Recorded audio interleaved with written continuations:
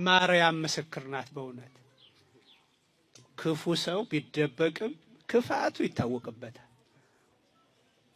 እንደ የቱንም ያህል ብናስመስልም ክፉ ሰው ይገለጣል። እንደ ተደበቀ ይቀራል ብላችሁ ነው? ይገለጣል አንድ ቀን። መልካም ሰውም ቢሆን የቱንም ያህል ቢወራበት የቱንም ያህል የሐሰት ወሬ ቢናፈስበት እግዚአብሔር ይገልጠዋል። አይገልጠውም? ማርያም ምስክር ናት። በእውነት እኔ እንደ ሁሉም ሴቶች አይደለሁም አልወጣም ብላ ባትከራከርም ስለ ራሷ እሷ ባትመሰክርም ከነቢያት ሄደህ መስክር የተባለ አይደለም።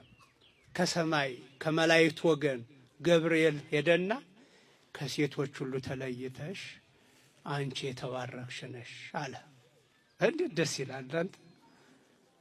አንቺ የተባረክሽ ነሽ። ይኸው መሰከረላት። ደግ ሁኑ፣ መልካምን ሁኑ። ሰዎች ያለ ስራችን ቢያወሩም ቢያስወሩም አይክፋችሁ። ሁነን አንገኝ ብቻ። ሁናችሁ አትገኙ። ክፉ ሰው ሁናችሁ አትገኙ። መልካም ሰው ይገለጣል በጊዜው። ሰው ባይመሰክርለት እግዚአብሔር መስካር ይልክለታል። ለእማ አርመሙ እሎንቶ አይባን ይኬልሁ አደል ያለው።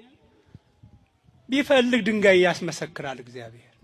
እንደው እነዚህን ሕፃናት ሆሳና በአርያም እያሉ የሚዘምሩትን እናንተ ብትከለክሏቸው ለእማ አርመሙ እሎንቶ አይባን ይኬልሁ፣ እነዚህ ድንጋዮች ይጮሃሉ ይመሰክራሉ ብሏል እኮ።